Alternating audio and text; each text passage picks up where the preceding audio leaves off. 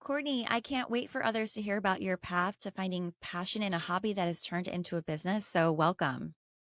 Thank you. I'm really happy to be here. Thanks for coming on. We both share two things in common. We both come from a career in the fashion industry in New York City, and we both share an experience around creating a business which stemmed from a hobby. While my hobby was around hosting people at the dinner table, your creative outlet started with ceramics, which has now grown into a full time business.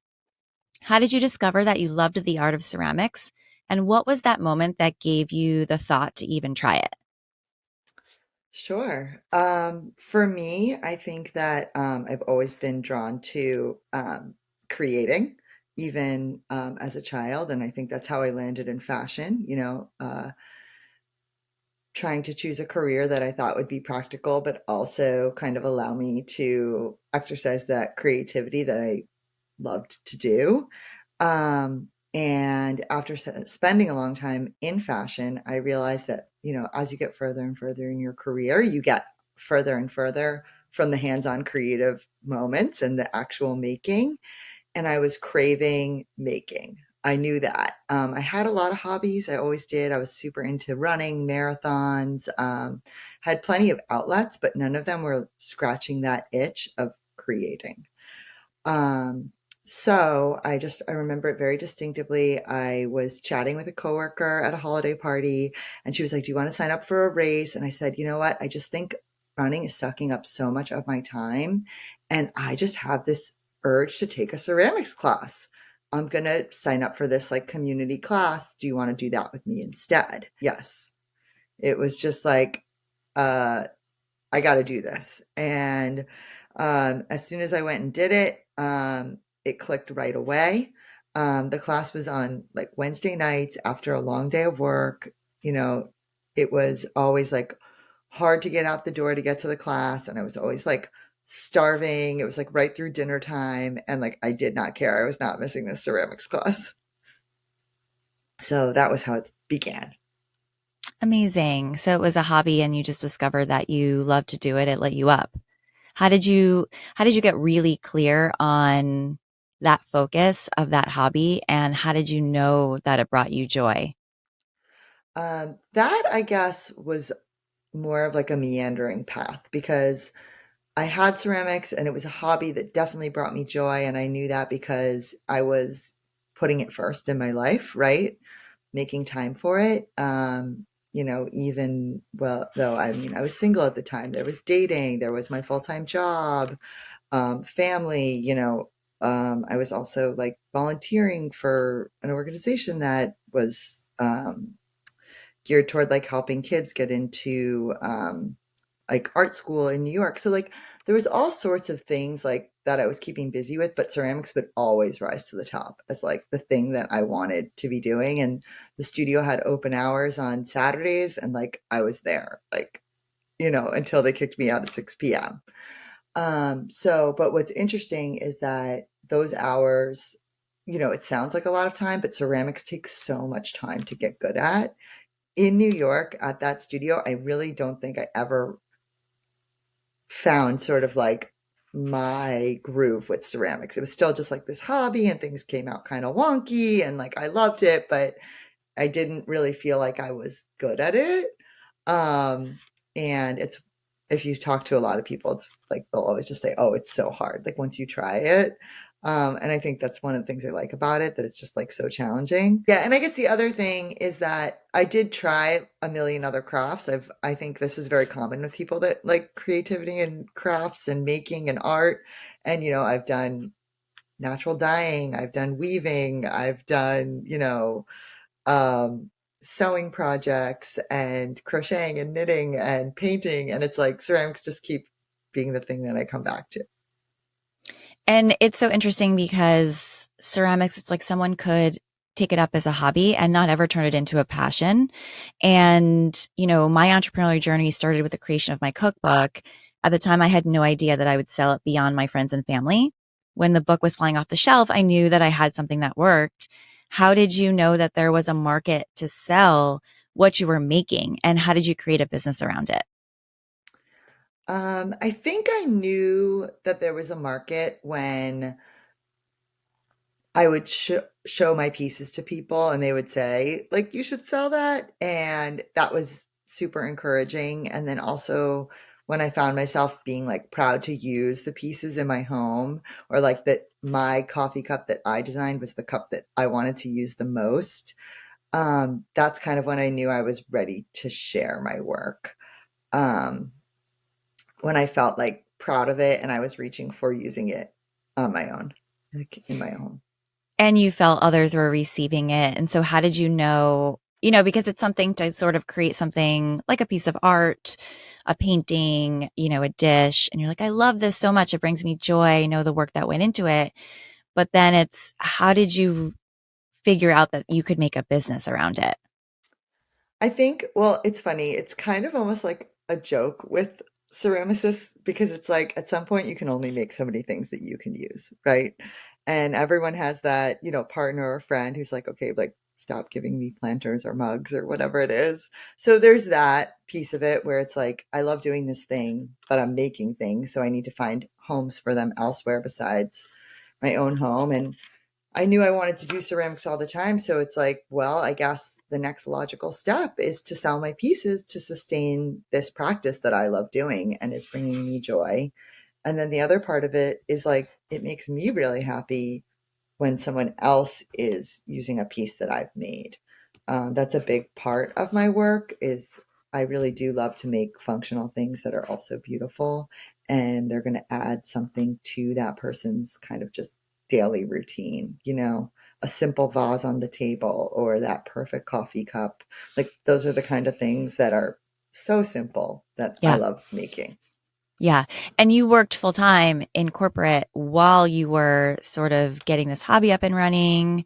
And then you've sort of shifted a little bit in your product and your business, but you really, how did you, you know, do all the things like create a website? How did you figure out how to sell it, where to sell it?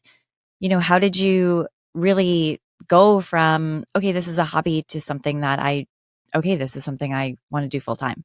Sure. I've always been entrepreneurial. At one point, I had um, a little business with a mutual friend of ours, Sharon, who we made wine gift bags from like scrap materials. This was like, I forgot about two that. decades ago. But yeah, it was a blast. And I think I've just always been drawn to entrepreneurial projects. And then I also had a line of handbags that were specific for commuting on bike. So it was this idea of like a really elevated handbag for bike riding. And a lot of the reasons why I didn't continue with those ideas was maybe there was something in my gut that it wasn't the right thing. And also like a little bit of self doubt, being scared not to have the financial, backing to like take it to the next level. And I don't necessarily have any regrets because I think things work out the way they're meant to. Um, but I think that not having known a lot of other people doing entrepreneurial things at that time, it felt really scary. And then later on, as the internet evolved and, you just podcasts and YouTube and Instagram, and you see everybody doing it and so much information sharing going on, it became much more realistic to me to actually go for it. So I think there's that piece of it, just like the confidence piece and having having had the itch to do it for so long, it's like, okay, I guess I just need to go for it at this point. And I find that even though something is not perfect, it's a path to something else. Like the cookbook led to me producing this podcast or maybe having the idea to have conversations to even start the podcast. And so I think every step that we take, we are where we're meant to be. And also it leads us on a path further. If we are starting something and we're in alignment and it's what lights us up, I do believe it will lead us to something else. It's just a stepping stone. We're never at the final step. And so all those little things like the wine bags and the bike tow, and those led you to where you are today. And they're important steps in your evolutionary journey. And you also did the natural dye clothing line during the pandemic Yes, and you had I to was shift because, yeah. Yeah, that's what I was just gonna say. And so, I mean, I did go all pretty much kind of all in on another idea, which was um, this slow fashion loungewear, which is where the name for my company, The Waight, comes from. And it was very much in response to a lot of reading that I'd been doing during the pandemic about just, really how bad the fashion industry can be for the environment, and just sort of like feeling like starting to feel a little bit not great about an industry that I'd spent a really long time in. And I mean, I really do still love clothing and design and appreciate it, especially like good, thoughtful design. Um, and that journey certainly led me to where I am now. I mean, that's some of the questions you were asking about, like building a website and finding an audience. Some of the people that were with me when I was starting the Wait, on following on Instagram or something like that, um, are still following now and, supportive of me as a ceramic artist and happy to see what I'm putting into the world. And that was a hard transition for me to reconcile. I think I shared with you when we were chatting before. I actually hired like a career coach when I was sort of debating like leaving the corporate world to go out on my own. And I felt like, oh, I've put all this time and energy into creating this company, and I don't want people to think that, my heart wasn't in it. And it was like, she Mm. was so great for like, whoa, whoa, whoa, what is this I don't want people to think thing? Like, no one cares. Like, you need to put like authentically what feels good like out into the world. And if you just are honest about why you're pivoting and what's happening and what's lighting you up at this moment, like that's okay. And that was like a big thing that I got from the career coach. Yeah, that's so important. I mean, putting anything out in the world, I think brings fear around questions like, will it sell? How will it be received? How will I be seen with it? What if it's not perfect? And on and on. I had a lot of anxiety at first about hearing my voice, on the podcast or like on Mm. Instagram, going to markets to sell my product and saying like, I don't come in sales. I don't know what am I going to say to people? How are people going to receive it? And the biggest fear I had was literally walking into a boutique and asking someone to carry my cookbook. And sometimes they would say no. It's like, what's the worst that's going to happen? Right. And so, what has been your experience with putting your product out in the world? And how did you find resources to help you sell your products? You mentioned you created your business name, you had this hobby, you were doing ceramics, created this line of clothing because you've always sort of sounds like you found a niche in creating a product around something that you felt was missing out in the market, and you had a business name. Did you have a website at that point? Were you doing markets to represent your product? How did you get it out there? Sure. So I had the loungewear on a website that I built myself using Squarespace.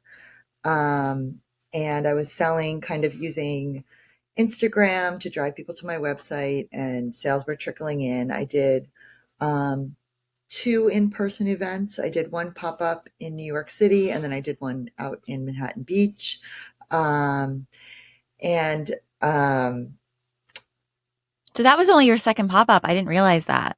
Yeah, it was. It was my second one, and it was a hot day, if you remember, and I was selling sweats out there in the sun.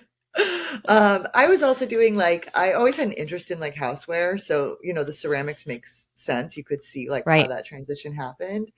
You had Um, napkins. so I also had Yeah. like the naturally dyed napkins with like avocado dye and different like botanicals. And those were a success, which was nice. Um, but yeah, I mean, so I had the loungewear. I was kind of selling it in person, but like I think it just never was like exactly right. But I had put so much time and energy and also money into it, putting up money to have the get the fabric, have the garments made, I mean, you were got dying some in your kitchen. I equipment to remember dye. I remember the COVID post, and you were literally like pictures in your kitchen with natural things in your sink and buckets, and you're literally dyeing things. I mean, to me, that was so fascinating. I would never have It known that. Oh yeah, I remember when I first discovered it, it was during COVID, and I was so fascinated. Like this brown avocado pit gives you pink dye, and I still think it's really cool and amazing. And I do still have like a tiny bit of inventory, and I'm happy to still dye pieces, and I do still get orders on my website, and I'll fill them as they come in, because the whole point of starting this company was not to have waste. So, and the clothes are meant to be, seasonless and sort of like twist on like timeless classic loungewear. So, I think the longevity of the pieces is what's allowing me to kind of seamlessly transition from the ceramics to the loungewear. It just lives like cohesively on my website right now. And when the loungewear is gone, it'll be gone. And then I'll just fully transition to the ceramics. So have you done markets after that? I have. So I'm just starting to get into that world now. And it was definitely a little intimidating in the beginning. I started like hyper local. I live in Seattle, and there's a neighborhood called Ballard that I live in. For those East Coasters that might be listening, it kind of reminds me of Brooklyn.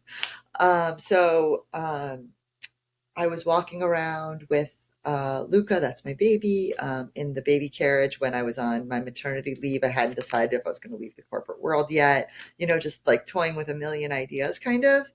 And I wandered into this like pop-up market that was happening, and I ended up chatting with one of the artists, who's now a friend of mine. And she was like, "Oh, you make ceramics? Like, you could totally do this market." And I was like, "What do you mean?"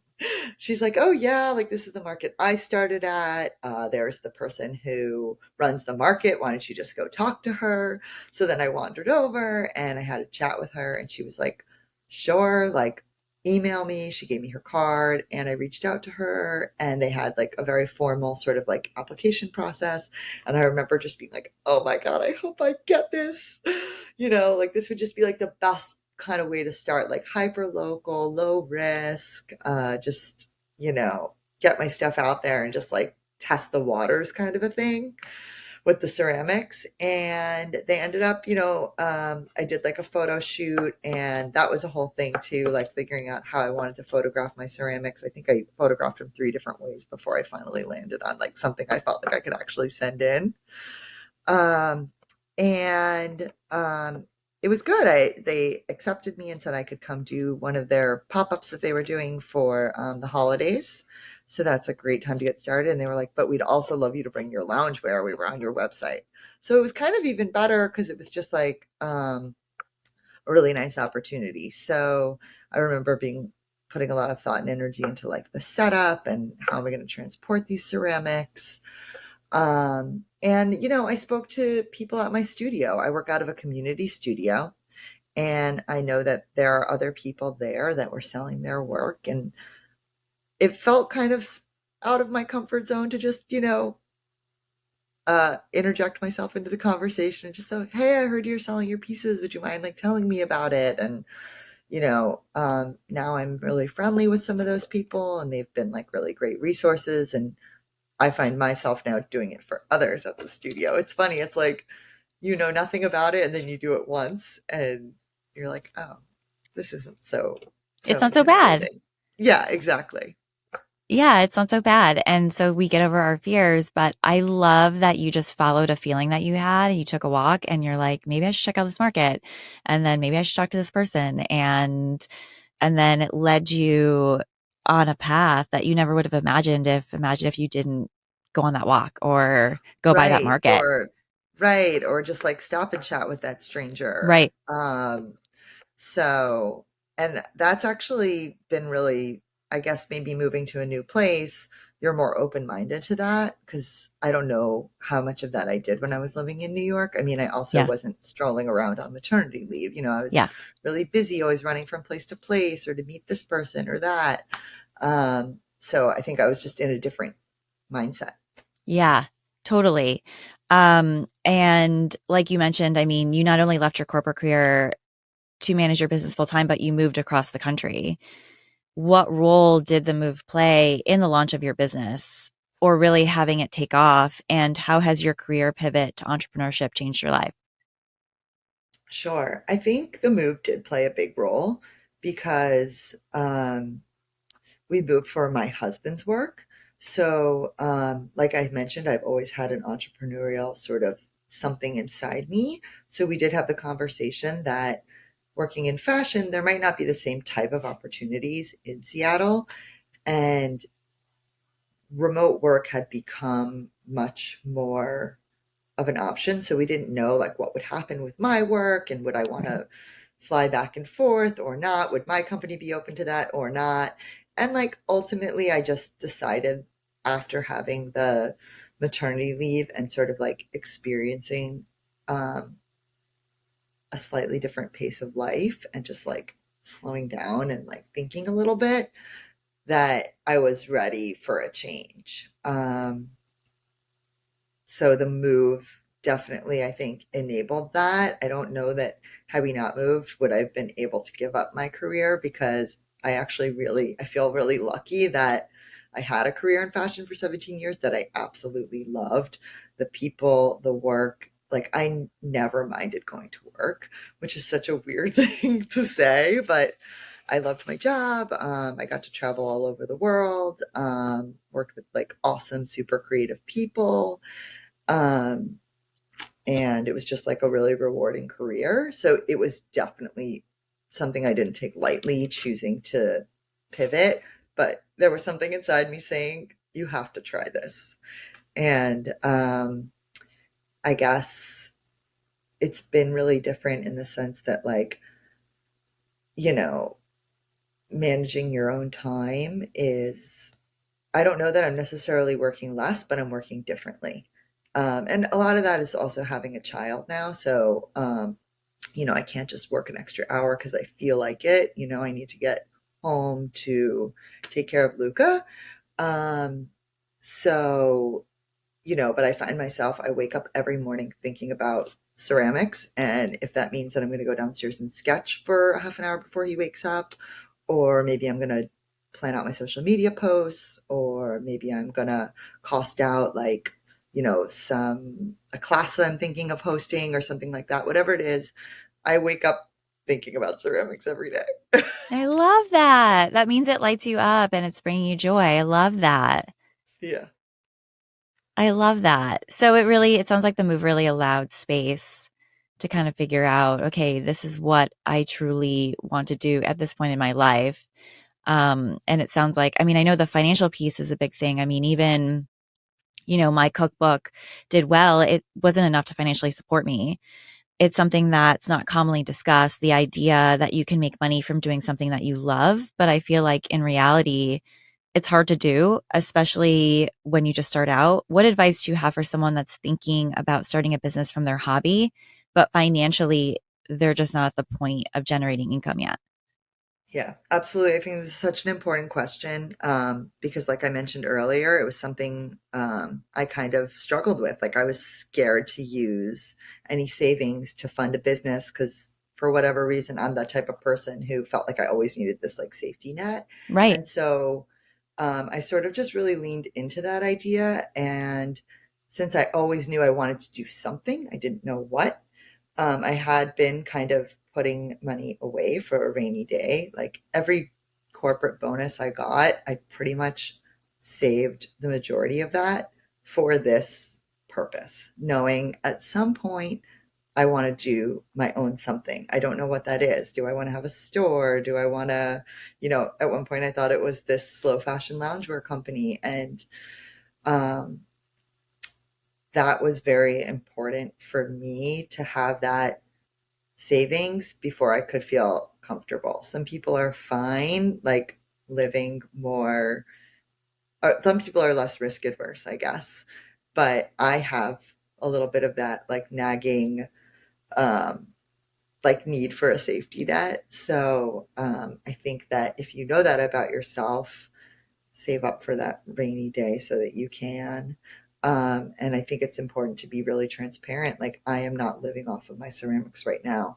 I'm allowing myself some time to do it full time, using my savings so that I can hopefully get to a point where I can start making money off of it. But right now, I'm proud to say like I'm funding my studio fees and I'm paying for my materials. Um, and like the markets have been great. Like that's how I'm making money to pay for those things. But I'm still also thinking about ways like that I can grow this as a business. So I'm trying all sorts of different avenues, but also like trying to do it in like a way that I feel really proud of and like excited about the partners. So it's pretty cool. I've met like two people here that um, have furniture and like home goods companies that both of them do pre-order. Um, so I am going to be showing my things in both of their spaces on a Great. pre-order basis, which is cool because that's how Great. I initially envisioned the loungewear to be. Oh, amazing. Yeah, so promoting that Amazing. sort of like intentional consumerism. So that's so important because it's like people just think it like your business just starts from nothing. And sometimes you're not even paying yourself or you're not making enough money. And that's amazing that you have just enough money to cover your expenses right now. And that you saved away someday for a rainy day, like sort of knowing that internal feeling that you were going to start something. I mean, that's sort of what it's all about is, when I was working on the cookbook, it was like, I just had this feeling like all I wanted to do was work on it all the time. And I had this feeling that I was meant to be doing it. I didn't know why, right? I had never imagined being a writer, creating a book, any of that. Um, so really it is important to talk about the financial part of it because I think a lot of people think, okay, that sounds really great. I love pottery too. I really want to, I love ceramics. I want to get started or I want to sell my paintings. I love painting. I want to do it all the time and I don't know how to make money doing it. And they just sort of feel like, that starving artist or how can I pay my rent or, I can't move back in with my parents. Like, how do I do this? Like, I'm not fulfilled by my job and I want to just sell my artwork and do it. I think an important piece, like you said, is you save up, you plan it. Like, do you have a timeline? Like, okay, I'm going to give myself a year and then I want to make X amount, or I'm going to grow it, or kind of what's your growth strategy? Have you planned that out? Do you have any advice for people just to sort of plan and get their. Yeah. Well, luckily, I have a really supportive partner, and so we moved here for a great career opportunity for him. So, I think that's important to mention too, just to be transparent that it's much easier to do when you have a partnership. Yeah. Um, um, so I kind of give myself like a check-in like every 6 months where I just kind of look like how much of my savings have I used? How much am I bringing in? Do I feel comfortable with this pace? Um, and kind of what are my goals like? So, like one of my goals for the past few months that I just completed was like, I want to do a larger market besides just like a local market. So I did a 2-day market in Portland that was like a much bigger scale event. Kind of challenge myself to that. And that was a big takeaway because it is so much work and energy to travel and set up for 2 days. And I made a lot of great connections and met a lot of awesome people. And I think I will do it again, but probably once or twice a year. But yeah, so to answer your question, no, I don't have like specific hard numbers that I put on myself, but I always want to make sure that I'm at least like paying for the art that I'm making at this time. This is kind So of you're my checking goal. in with It's your, just you're like having check-ins. self-sustaining. Yeah, self-sustaining. Yeah. Yeah. That's great. So you're having check-ins and doing that. So that's great. What is the most important piece of advice that you would tell someone who is looking to turn their hobby into a business? I think go for it. Like a lot of people that I talk to, it seems that what's standing in their way is maybe a little bit of like self-doubt or fear, like, am I good enough? And like you are, and I think social media gets in the way for a lot of people. I know for me, it was such a big hang up. I felt like I was overanalyzing every post and, when I started with the loungewear and it's just like someone gave me the advice that like really like no one cares except you. Like no one's paying as much attention to what you're doing as you are. And the people looking at it are just going to be happy for you. And you'll see like once you just start putting your stuff out there, people are going to be positive. You are going to get positive feedback. And I think just go for it and do not let kind of fear stand in your way. I love that. Don't let, yeah, I mean, we let fear too often get in the way of doing things that we don't want to try it because we're afraid of how we're going to look, sound, like how the post is going to look. I find Yeah, that as the more authentic that we can be, both to ourselves and to others, is the better it's received. And as long as we're enjoying it, and I'm kind of going through this self discovery, like what lights me up? Can I do more that lights me up? But I'm trying to hold myself accountable and think, even if I go to the grocery store, oh my gosh, I love lilacs. They have lilacs in season. I'm going to buy those.